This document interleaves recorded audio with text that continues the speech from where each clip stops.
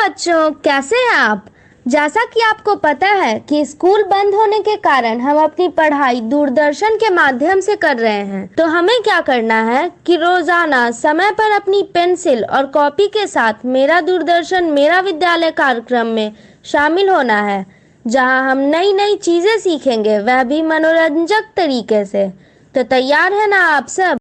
तो बच्चों, आज है संडे, यानी मस्ती का दिन। और आपको तो पता ही है कि हम लोग संडे के दिन कला समेकित अधिगम यानी आर्ट इंटीग्रेटेड लर्निंग के माध्यम से नई नई चीजें सीखते हैं। तो आज हम लोग सबसे पहले पढ़ेंगे बापू की पाती, जिसमें राष्ट्रपति महात्मा गांधी के जीवन प्रसंग से जुड़ी बातों को जानकर उनसे सीख लेंगे। फिर संगीत की कक्षा में अलंकार और संगीत से जुड़े अन्य महत्वपूर्ण बिंदुओं को जानेंगे और सुनेंगे। फिर अंत में चलेंगे पटना का संजय गांधी जैविक उद्यान और देखेंगे जू शो। तो चलिए शुरू करते हैं आज का संडे स्पेशल क्लास।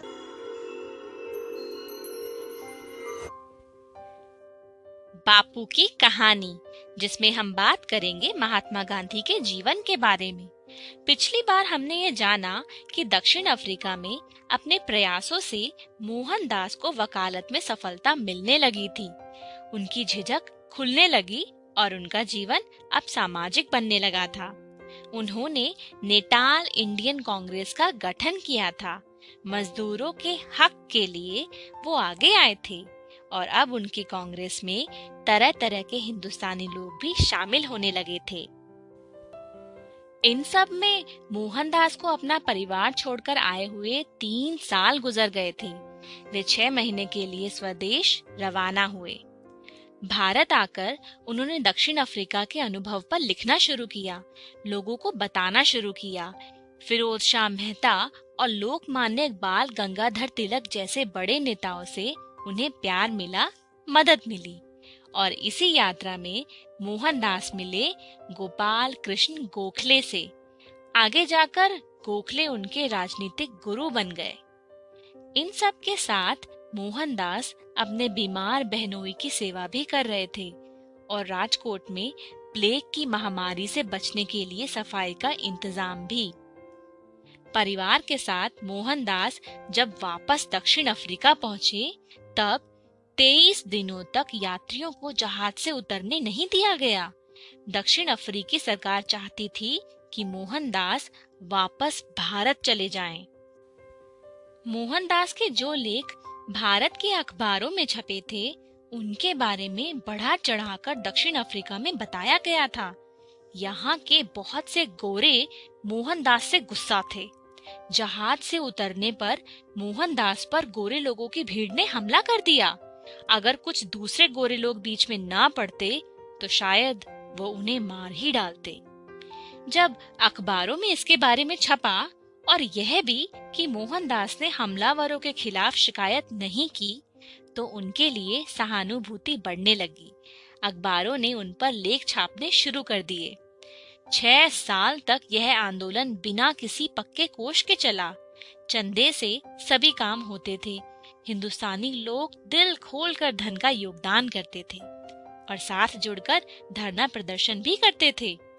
मोहनदास बार बार इस बात पर जोर देते थे कि विरोध गोरे लोगों का नहीं, केवल अन्याय का करना है।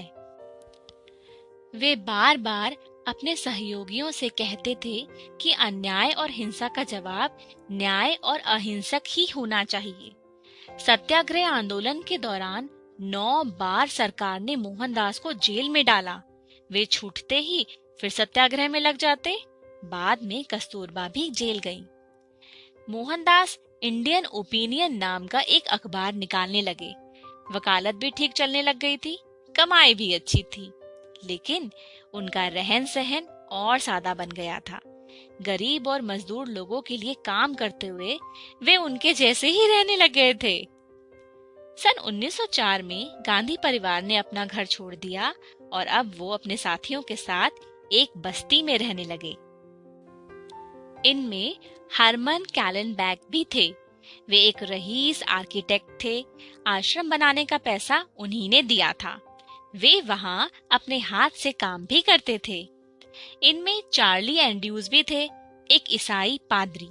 गरीब लोगों की मदद करने की वजह से उनका नाम दीन बंधु पड़ गया था। विरोध करने का जो अहिंसक तरीका था, उसके लिए एक नया नाम चाहिए था। उनके भतीजे ने सुझाव दिया, सदाग्रह, और इसी को निखार कर गांधी जी ने एक नाम गढ़ा जो अमर हो गया, और वो था सत्याग्रह।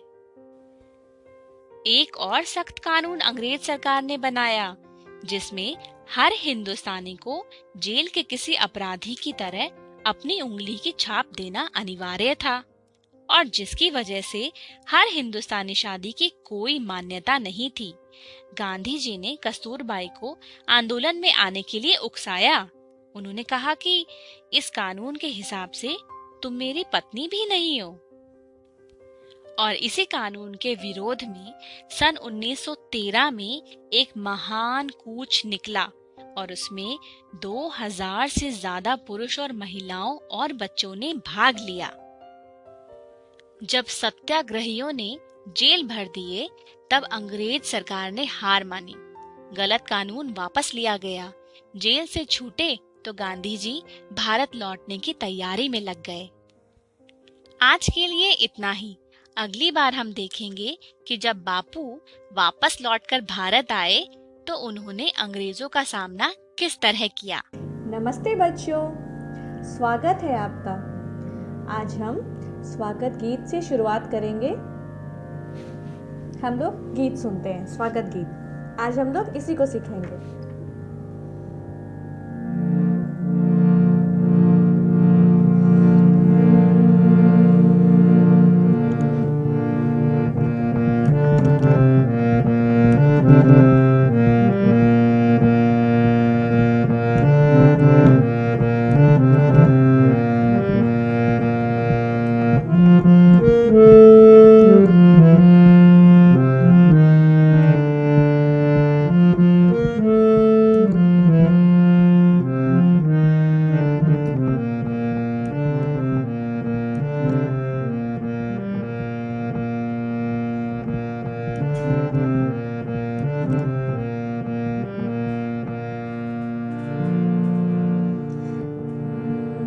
स्वागत हृदय आज करता तुम्हारा, स्वागत हृदय आज करता तुम्हारा। फूलों की माला में स्वागत तुम्हारा, फूलों की माला में स्वागत तुम्हारा। स्वागत हृदय आज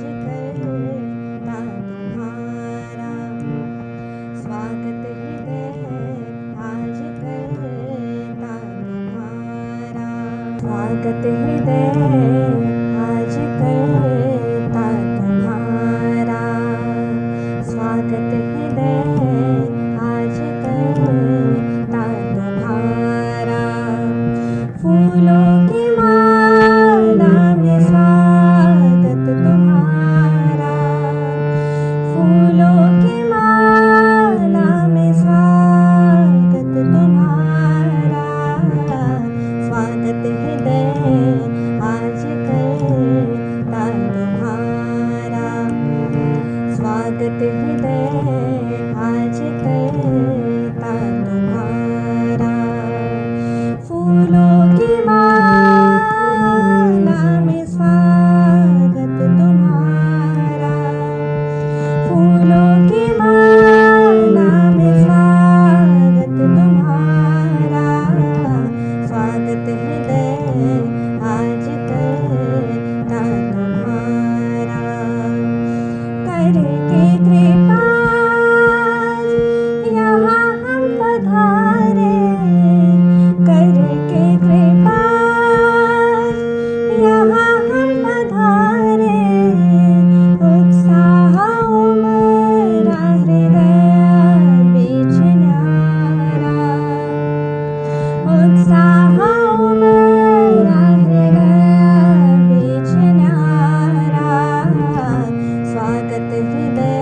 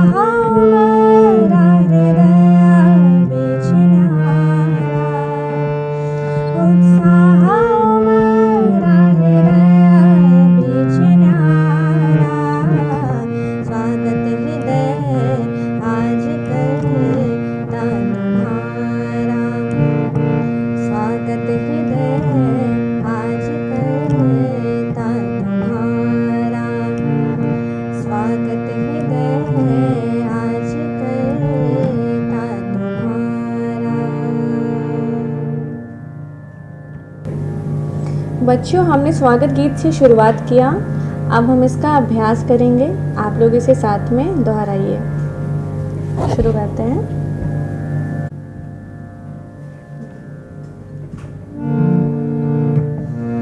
स्वागत हृदय आज करता तुम्हारा, स्वागत हृदय आज करता तुम्हारा।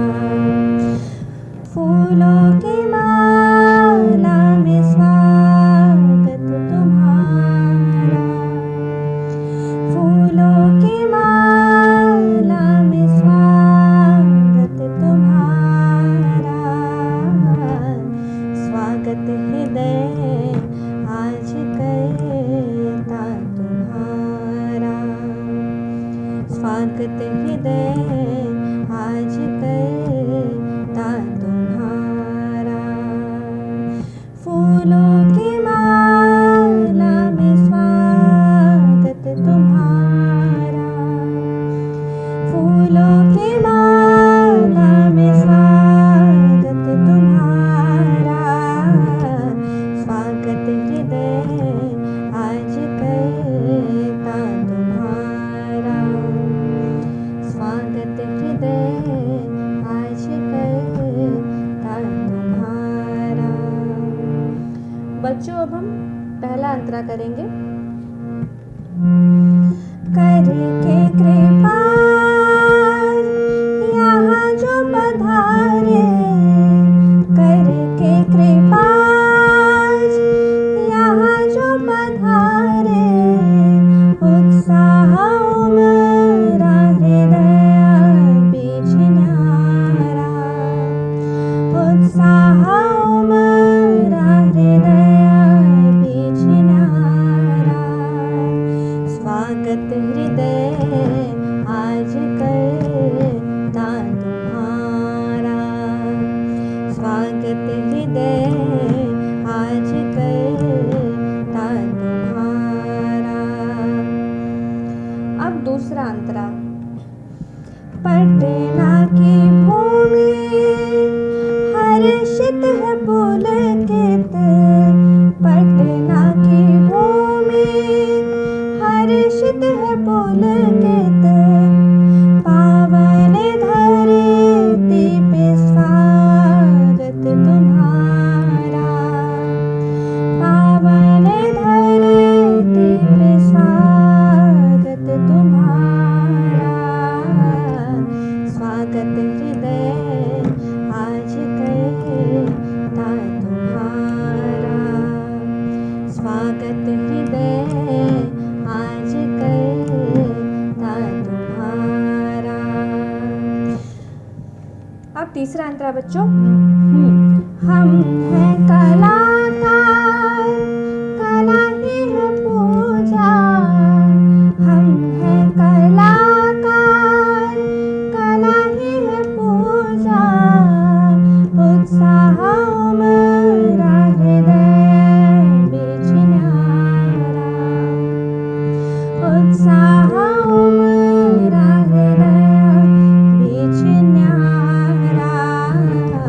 स्वागत हृदय आज करता तुम्हारा, स्वागत हृदय आज करता तुम्हारा। फूलों की माला में स्वागत तुम्हारा, फूलों की माला में स्वागत तुम्हारा।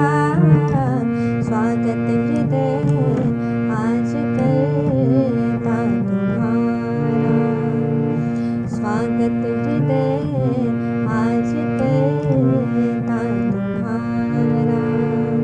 स्वागत हृदय आज करता तुम्हारा। तो बच्चों, आप सभी ने साथ में दोहराया होगा, मैं उम्मीद करती हूँ। अब इस गीत का हम लोग सुन के फिर से दोबारा अभ्यास करते रहेंगे। तो बच्चों, पहले हमने गीत के बारे में जाना था, परिभाषाएं जानी थी गीत की।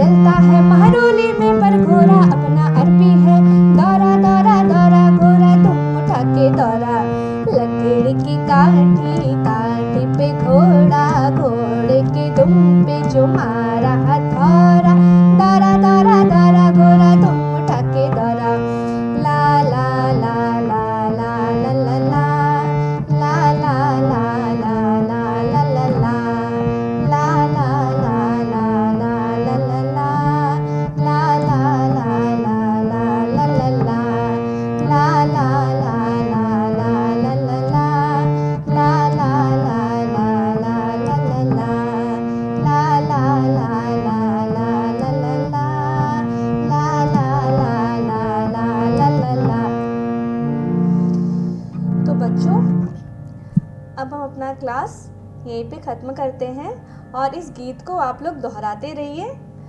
और अब हम दूसरी क्लास में आएंगे और कुछ नई चीज़ों को जानेंगे और कुछ नया नया गाना सीखेंगे। तो नमस्ते बच्चों, गुड बाय, बाय बाय। आप लोग अपना ख्याल रखिएगा।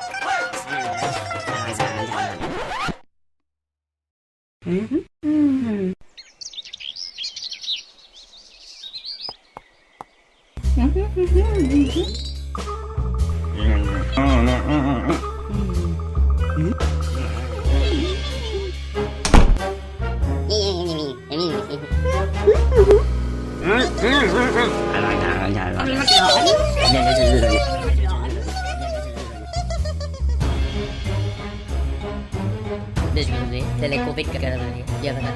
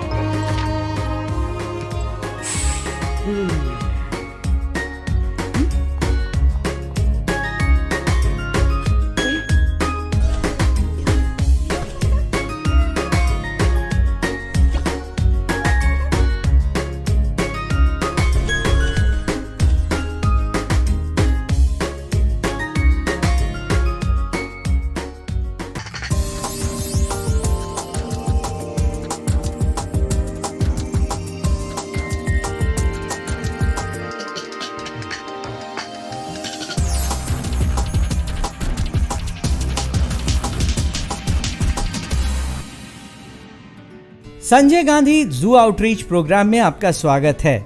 आज हम जिस पक्षी के बारे में बात करेंगे वो दुनिया के सबसे खूबसूरत और आकर्षक पक्षियों में से एक है। ये बेहद चंचल होते हैं। जी हाँ, हम बात कर रहे हैं मैको या मकाओ पक्षी के बारे में। मैको एक प्रकार का तोता ही होता है जो अपने रंग बिरंगे पंखों के लिए जाना जाता है। इनकी चोंच बेहद कठोर होती है जिससे ये कड़े से कड़े फलों को भी तोड़ सकती है और पंजे मजबूत पकड़ वाले होते हैं क्योंकि ये अक्सर पेड़ों और पहाड़ों की ढलान पर लटके रहते हैं। एक स्वस्थ मकाऊ पक्षी की उम्र काफी अधिक होती है। ये 50 से 60 सालों तक जीवित रहते हैं। जिस प्रकार मनुष्य के अंगुलियों के निशान एक जैसे नहीं होते हैं, उसी प्रकार दो मकाऊ तोतों के पंखों का पैटर्न भी एक जैसा नहीं होता है। इनका वजन 900 से 1100 ग्राम तक होता है और शरीर की लंबाई 85 से 95 सेंटीमीटर तक। मादा मकाऊ तोता एक बार में 3 से 5 अंडे देती है, जिसे मादा मकाऊ 25 से 26 दिनों तक सेकती है। जन्म के 2.5 से 3 सालों के बाद मकाऊ तोता प्रजनन योग्य हो जाता है। ये लॉन्ग बिग्ड और लॉन्ग टेल वाले पैरट्स होते हैं। ये एक्जोटिक्स हैं, इंडिया में ये नहीं पाए जाते हैं। इनका distribution mainly north America, south America और जो अमेजन इत्यादि के फॉरेस्ट हैं उसमें पाए जाते हैं। इसके अतिरिक्त ये कुछ समाना में भी इनके डिस्ट्रीब्यूशन हैं। बहुत से वेरिएंट हैं मकाऊ के, उनमें कुछ स्पीसीज का मैं नाम बताना चाहूँगा। जैसे स्पिक्स मकाऊ हैं, blue and red macaw, then blue and yellow macaw, military macaw, Illiger macaw, ये मेन मकाऊज की अलग अलग वैरायटीज़ हैं। जो इसके अलावा बहुत सारे हाइब्रिड्स भी हैं जो डेवलप किए जाते हैं। इन्हें कंपेनियन बर्ड्स भी कहा जाता है। लोग इसे एज ए पेट बहुत सारा घरों में रखना पसंद करते हैं। खाने में इन्हें नट्स हैं, फ्रूट्स इत्यादि के अतिरिक्त वेजिटेबल्स और सीरियल्स, कोर्स ग्रेन इत्यादि ये खाना ज़्यादा पसंद करते हैं। मकाऊ का जो IUCN स्टेटस है वो लिस्ट कंसर्न से इंडेंजर्ड तक है। अब हम जिस पक्षी के बारे में बात करेंगे वे दुनिया का सबसे बड़ा उड़ने वाला पक्षियों में से एक है। हम बात कर रहे हैं सारस पक्षी के बारे में। इन्हें दलदली जमीन, बाढ़ वाले क्षेत्र, तालाब, झील और खेतों के आसपास रहना पसंद है। ये सामान्यतः अपना घोंसला भी तालाब के आसपास ही बनाते हैं। सारस पक्षी मुख्यतः जोड़ों में ही रहना पसंद करते हैं। प्रजनन के वक्त ये जोड़ा बनाते हैं और पूरी जिंदगी ये जोड़ा एक दूसरे के साथ बिताते हैं। ये सर्वभक्षी होते हैं, लेकिन ज्यादातर इन्हें शाकाहारी खाना ही पसंद है। ये कंदमूल, बीज और अनाज खाते हैं। कभी कभी ये छोटे जीवों को भी खाते हैं। एक स्वस्थ सारस क्रेन पक्षी का वजन 6 से 12 किलोग्राम तक होता है। इनका प्रजनन काल जुलाई से दिसंबर के बीच होता है। एक बार में एक मादा सारस क्रेन 2 अंडे देती है, जिसे वो 34 दिनों तक सेकती है। जन्म के 5 से 6 सालों के बाद सारस क्रेन पक्षी प्रजनन योग्य हो जाते हैं। ये उत्तर प्रदेश का राजकीय पक्षी भी है। सारस जो शब्द आया है संस्कृत वर्ड से, संस्कृत से सारस का नाम लिख हुआ है। सारसा, सारसा संस्कृत का शब्द है जिसकी वजह से सारस का नामकरण हुआ है। सारस पक्षी जो है हमारे भारतीय समाज में प्रणय का एक बहुत बड़ा प्रतीक है, जिसे बोल सकते हैं वैवाहिक निष्ठा का एक प्रतीक है। सारस जो है प्रायः जोड़े में पाए जाते हैं और सारस को पहचानना बहुत आसान है, क्योंकि काफ़ी लंबे साइज के होते हैं, लगभग 5-5.5 फुट हाइट के होते हैं। इनका जो सर होता है लाल रंग का होता है और शरीर पूरा भूरे रंग का होता है। सारस क्रेन का एक बहुत अधिक प्रचलित है कि ये नर और मादा दोनों जो हैं एक साथ नृत्य करते हैं, उसके बाद प्रजनन करते हैं।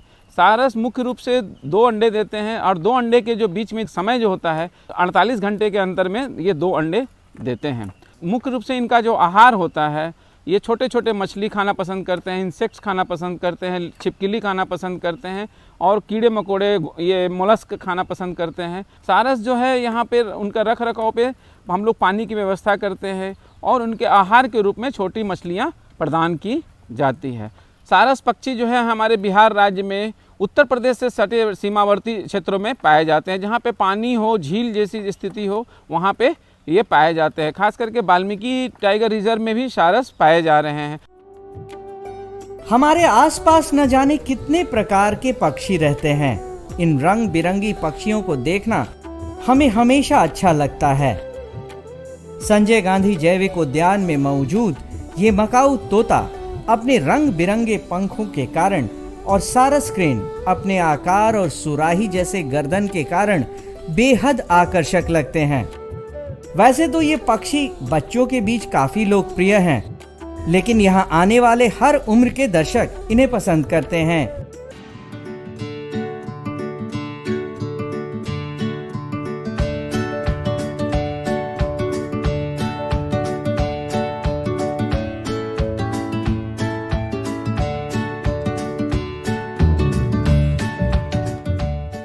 संजय गांधी जैविक उद्यान जू आउटरीच प्रोग्राम में हम एक बार फिर संजय गांधी जैविक उद्यान में मौजूद जानवरों के बच्चों के पास चलेंगे।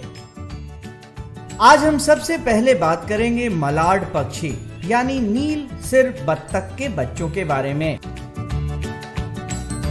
भारत में ये एक प्रवासी पक्षी है जो सर्दियों के मौसम में काफी दूरी से प्रवास के लिए भारत के अलग अलग हिस्सों में आते हैं। इन पक्षियों के प्रजनन का समय मई से जून तक होता है।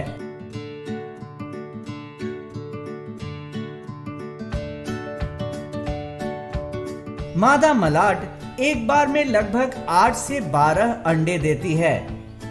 इनके अंडों की लंबाई 2 इंच से 2.5 इंच तक होता है, जबकि इनके अंडों की चौड़ाई 1.3 इंच से 1.8 इंच तक होता है। अंडों को सेकने का काम मादा मलाड करती है। 25 से 30 दिनों तक सेकने के बाद अंडों में से चूजे बाहर निकलते हैं। बाहर निकलने के कुछ घंटों के अंदर ही मलाड के बच्चे पानी में तैरने लगते हैं।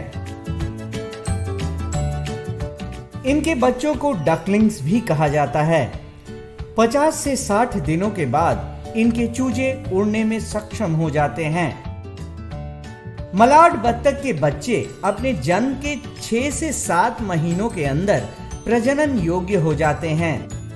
डकलिंग्स देखने में बेहद सुंदर लगते हैं और इनके जन्म के पहले और जन्म के बाद संजय गांधी जैविक उद्यान में इनके देखभाल पर विशेष ध्यान दिया जाता है।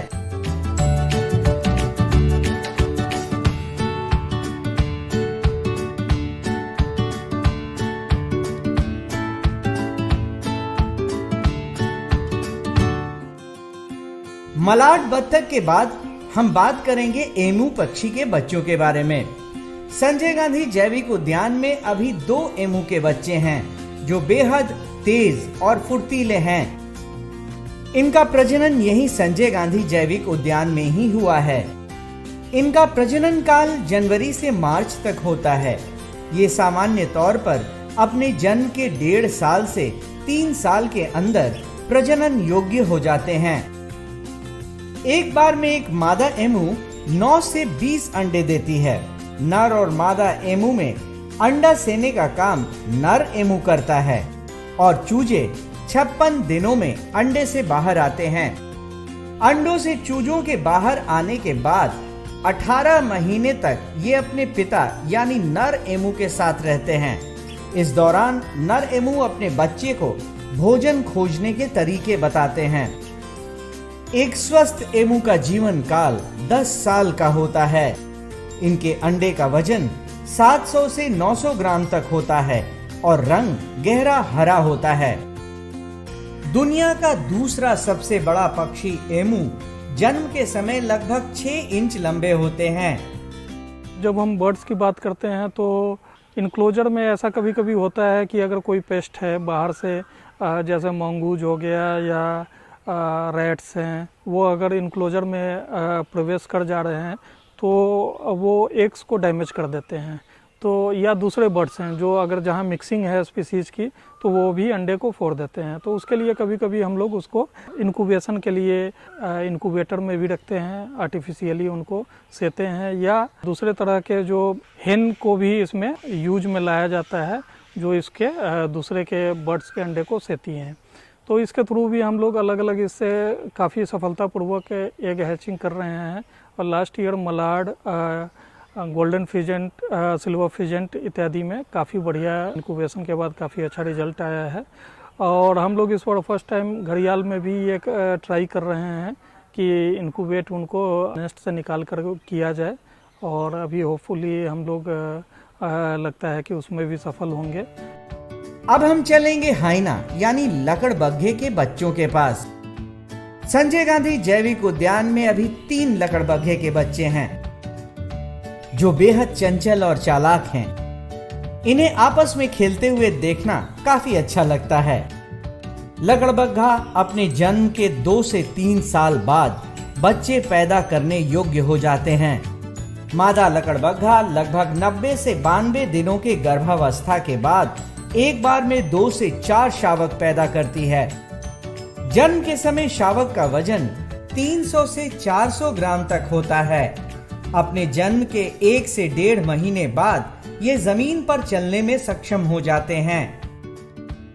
इनका जीवन काल 25 से 30 सालों का होता है। संजय गांधी जैविक उद्यान में आने वाले दर्शक इन जानवर के बच्चों को यहाँ देखकर बेहद खुश होते हैं। खासकर आने वाले बच्चों के बीच ये काफी लोकप्रिय हैं। संजय गांधी जैविक उद्यान जू आउटरीच प्रोग्राम में आज हम जिस पक्षी के बारे में बात करेंगे वो हिमालयन ग्रिफिन है, जिसे लोग बड़ा गिद्ध भी कहते हैं। ये एक बड़े आकार का फीके पीले रंग का गिद्ध होता है, जो सारे हिमालयी क्षेत्र में पाए जाते हैं। हिमालय में ये भारत के अलावा काबुल से भूटान, तुर्किस्तान और तिब्बत तक में पाए जाते हैं। हिमालयन ग्रिफिन एक अनूठा पीला सफेद गिद्ध है। इसके पंख काफी बड़े और पूंछ छोटी होती है। इसका ज्यादातर शरीर हल्के पीले सफेद रंग का होता है।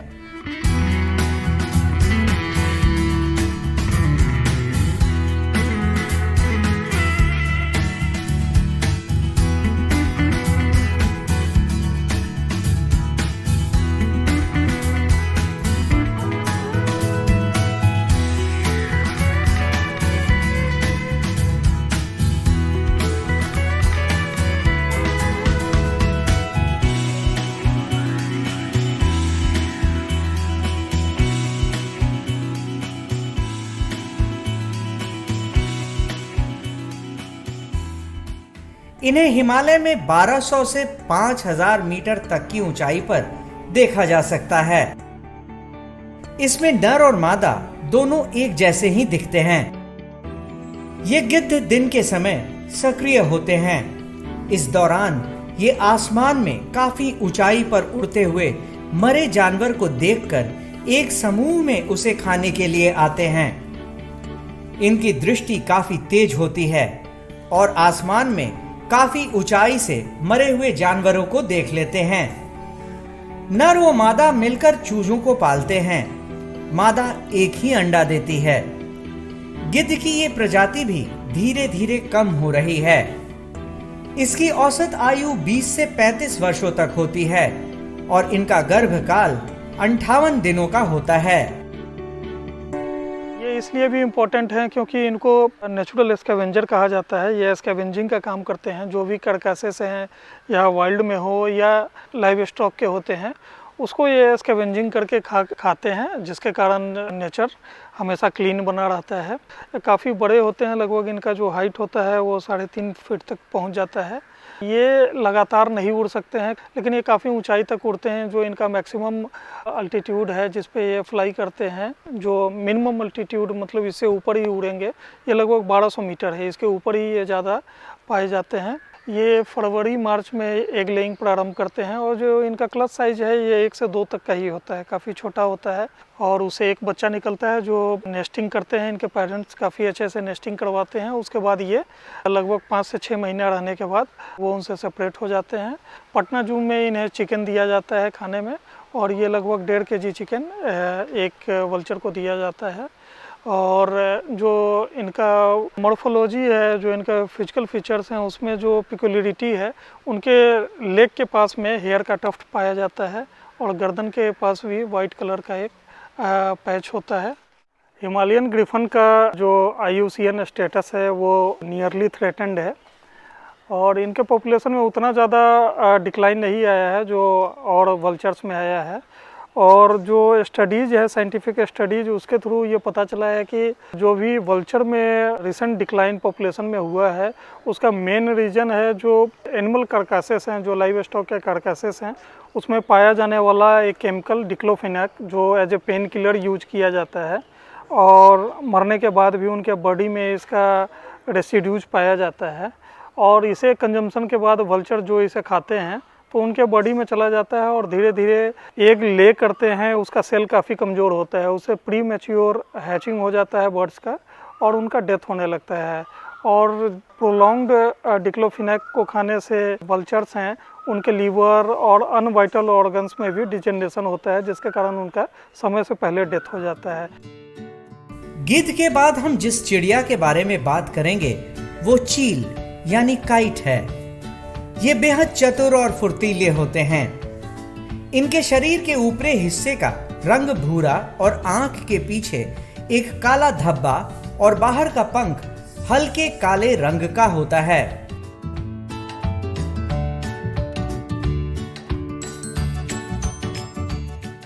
इनकी चोंच आगे की ओर झुकी हुई होती है और ये यहाँ के स्थायी निवासी हैं जो सामान्यतः खुले मैदान और मानव बस्तियों के सामने उड़ते हैं।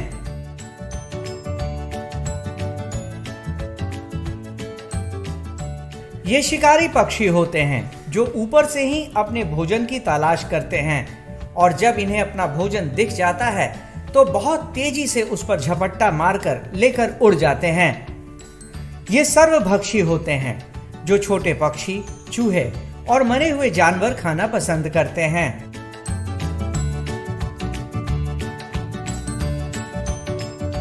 ये आसमान में काफी ऊंचाई पर उड़ते हैं। इनका वजन 700 से 900 ग्राम तक होता है।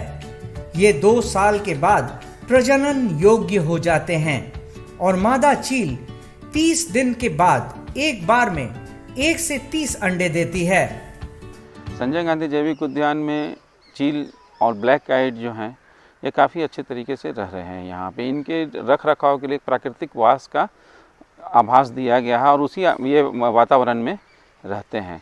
चील जो हैं इनकी आवाज़ एक बहुत ही कॉमन आवाज़ है, ची ची करने की आवाज़ आती है। इसकी आवाज़ ही एक विशिष्टता है कि पहचान हो जाता है कि आसपास में चील है, जिसे हम लोग ब्लैक आइड भी कहते हैं। पूरे भारत में पाए जाते हैं, 2300 मीटर के नीचे पाए जाते हैं। ये हिमालयन रीजन में भी पाए जाते हैं। भारत के सभी वनों में ये पाए जाते हैं। ये मुख्य रूप से एक रैप्टर शिकारी पक्षी हैं जो मूलतः जो जंगलों में जो बड़े जानवरों के द्वारा शिकार किए जाते हैं उसका जो बचे हुए मांस होते हैं उसका भक्षण करते हैं। छोटे छोटे छिपकली, चूहे इत्यादि का, इंसेक्ट का भी ये खाना खाते हैं। संजय गांधी जैविक उद्यान में हम लोग इनके आहार के रूप में मांस देते हैं, चिकन देते हैं इनको।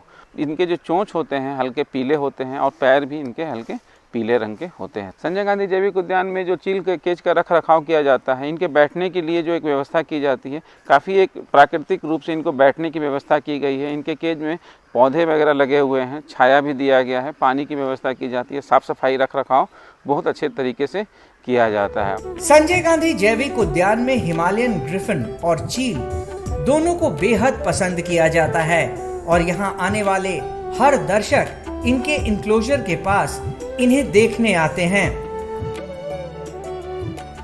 आज के लिए बस इतना ही। कल फिर मिलेंगे पटना जू शो में एक नए एनक्लोजर के पास एक नए जानवर के साथ। तब तक के लिए नमस्कार।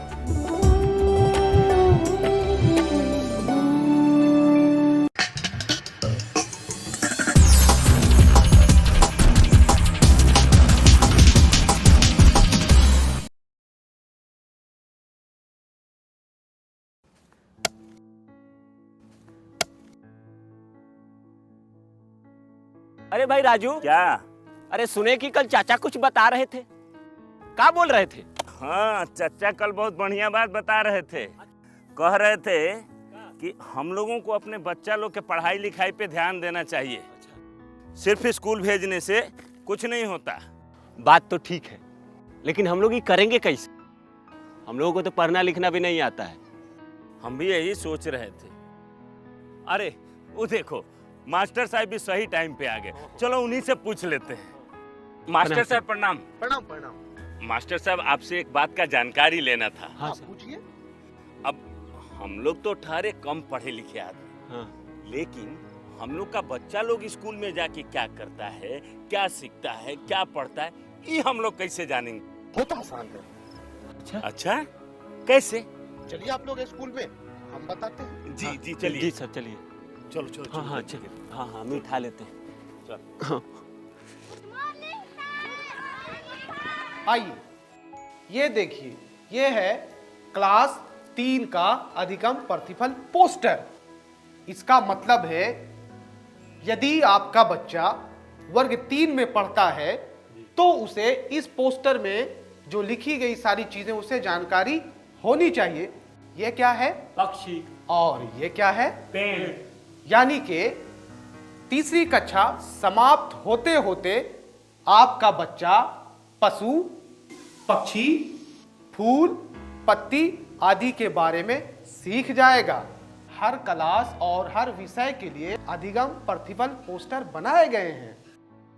आइए कुछ दूसरे तरीके जानते हैं। जी सर। ये देखिए, ये है हमारे बच्चों की कॉपियाँ और ये है सही का निशान। इसका मतलब है कि इस प्रश्न का उत्तर आपके बच्चे ने बिल्कुल सही दिया है। जितना ज़्यादा होंगे ये निशान उतना बढ़िया सीखा है आपका बच्चा। और ये क्या है? गलत का निशान। हाँ, ये है गलत का निशान। और इसका मतलब है आपके बच्चे ने इस प्रश्न में कुछ गलती की होगी। और ये निशान जितना ज़्यादा होगा आपको अपने बच्चे पे उतना ही ध्यान देने की ज़रूरत है। लेकिन पूरे साल में हमारा बच्चा क्या क्या सीखा ये कैसे जानेंगे? बिल्कुल जानेंगे। उसके लिए भी हमारे पास कुछ साधन है। उनमें से एक है प्रगति पत्रक। इसके माध्यम से आप घर बैठे जान सकेंगे कि आपका बच्चा पूरे साल में क्या कुछ सीखा। देखिए, ये है 3 स्टार। इसका मतलब होता है सीख चुका है, आपका बच्चा सीख चुका है। और 2 स्टार का मतलब है बच्चा सीख रहा है। और 1 स्टार का मतलब अभी सीखने की आवश्यकता है। जी हाँ, ये तो बहुत आसान है। अब तो हम जैसे बिना पढ़े लिखे लोग भी अपने बच्चों की कॉपी आसानी से जांच कर पाएंगे। बिल्कुल जांच पाएंगे मनोज। हाँ। और मास्टर साहब, आपने तो बिल्कुल सही बात बताई थी। तो ठीक है, चलते हैं। आज जो आपने हमको बताया है वो हम सबको बताएंगे। आप क्या करेंगे? आइए हम मिलकर अपने बच्चों के भविष्य को एक नई उड़ान दें। आज हम पूछेंगे तो कल ये सीखेंगे।